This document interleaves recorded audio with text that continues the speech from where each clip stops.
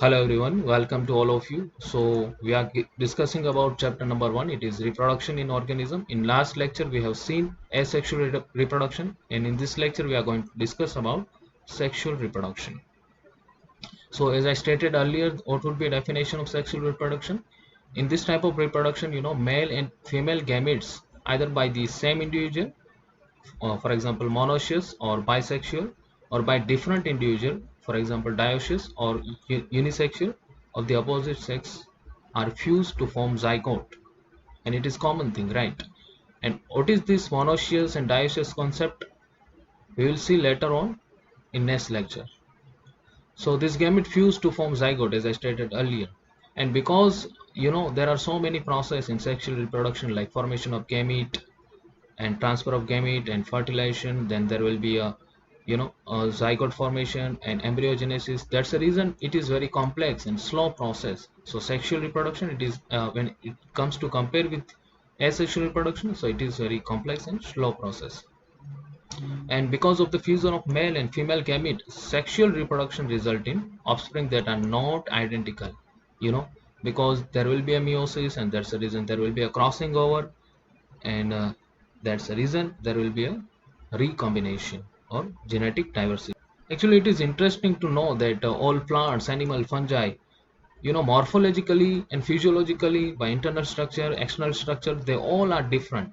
But when it comes to sexual mode of reproduction, so surprisingly they share a similar pattern. Why?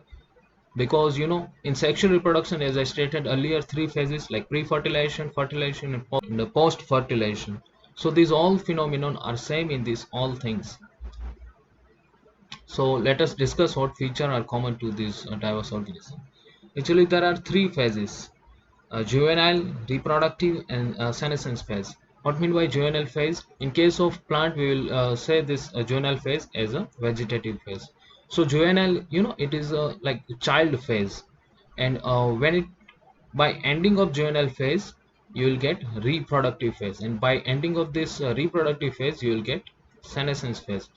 In other word, you can say, reproductive phase is begins with end of juvenile phase, or you can say senescence phase, it is begins with end of reproductive phase. So about this paragraph I have already stated, but let's see a definition of juvenile. All organisms have to reach a certain stage of growth and maturity in their life before they can reproduce sexually. So that period of growth, it is called juvenile. Up to the reproductive phase, it is juvenile phase. And as I stated earlier, in case of plant, it is vegetative phase. So the end of juvenile or vegetative phase, which marks the beginnings of reproductive phase, and end of reproductive phase, it will start senescence. See, how long does it take for marigold, rice, wheat, coconut? So I want you to check about this and get information about this. In how many time they are able to produce their flower, like marigold, rice, wheat, coconut. So in some plant where flowering occur more than once, what would you call the interflowering period? Juvenile or mature?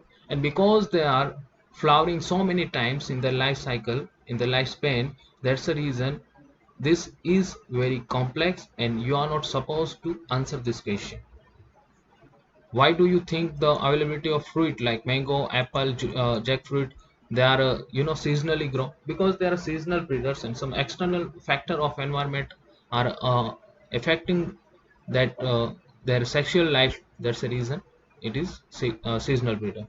So are there some plants that flower throughout the year and some other that show seasonal flowering? Yes, there are so many flower species. So some are seasonal breeders, some are continuously breeders. So in case of annual and biennial types, now what mean by annual and biennial? Annual means what? Those plants which are able to complete their life cycle in 1 year, and biennial means they are completing their life cycle in 2 years. So it is very easy to see these all three phases like juvenile, reproductive, and senescence in case of annual and in case of biennial. But what about perennial? So in case of this perennial species, it is very difficult to clearly define these phases because they are flowering in so many time during their life cycle. So few plant exhibit unusual flowering phenomenon, and actually they are very rare. For example, bamboo species only once in the lifetime, generally after 50 to 100 year. See, this is bamboo's flower, and they are showing flowering once in a 50 to 100 years. And one interesting species, it is Strobilanthes kunthiana, found in Kerala, Karnataka, and Tamil Nadu. Actually, they are showing flowering once in a 12 year. See, in September, in October 2006, actually flowering were seen in Kerala. It covers all mountain, and recently in 2018, again this flowering was shown, and next flowering will be 2030, because they are showing flowering once in a 12 year, and I hope up to that so many of you will become MT and MS. So in animal, what about this animal? The juvenile phase is followed by morphological and physiological changes prior to active reproductive behavior. Why? Because if you are a girl, so when it comes to adult age, you'll start to menstruate, and if you are boy, so again there are so many physiological and morphological changes found in your body. So the reproductive phase is also of variable duration in different organism, and again it is depends on organism to organism. Among animal, for example, birds, do they lay egg all through the year? No, actually they are seasonal. We can see all the birds around us.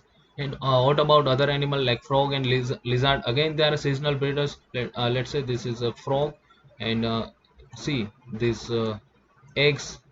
Actually, she is laying, and this is life cycle of frog. Again, it is seasonal. So, however, birds in captivity, I want you to note out this one thing, that birds in a captivity, especially in poultry farm, we cannot say that you know they are reproduce themselves, because it is not related with the reproduction, right?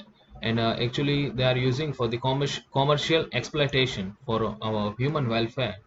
So the female of placental mammals, what about it, exhibit cyclic changes, for example menstruation. So menstrual changes, actually it is cyclic phases. So in case of non-primates, non-primates mammals, why primates and non-primates, what does it mean? Why we are a primate? Because we are a prime animals, we have ability to think. That's the reason we are a prime animal. And rest of the mammals are non-primates, like cows, sheep, rat, deers, dogs, tigers. So such cyclic changes during reproduction are called oestrus cycle. Actually they are not showing their reproductive cycle in every month, so they have a different cycle with different period of time. That's the reason it is oestrus cycle. So many mammals, especially those living in nature wild condition, exhibit such cycle only during favorable season. So they are called seasonal breeders. Actually they are showing you know some changes in some period of years.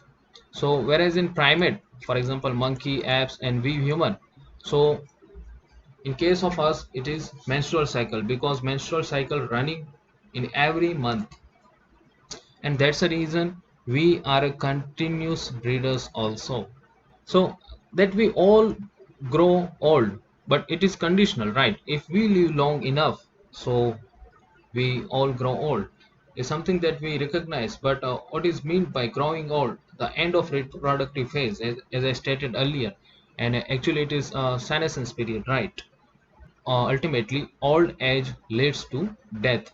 And in between this all three phases, there are so many hormonal changes inside our body.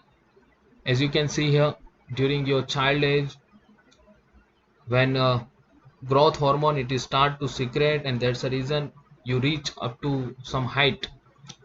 And some other example we can state it, that follicle stimulating hormone, by secreting of that hormone it will help to produce gamete, sperm cell in male and egg cell in female. So an interaction between hormone and certain environment factor regulate the reproductive process, associated behavioral expression of organism. So when it comes to adult age, so there are so many behavioral changes also. So in next lecture we are going to see about events in a sexual reproduction, and these are the gametogenesis, pre-fertilization, fertilization, and post-fertilization. And again, I want you that there is no need to do reading, right? Because before fertilization there must be a formation of gamete, and again before fertilization transfer of gamete must be there, and when it transfer, so there will be a fertilization, and after fertilization zygote formation will be there, and after zygote formation embryogenesis will be there. So don't do rot reading, right? All right, so next lecture we'll see about this concept. So thank you very much for watching this video. If you like this video, so kindly subscribe this channel and share with your friends. And actually this video are available in both the language. Kindly check playlist explanation. It is available in Hindi and English also. Thank you.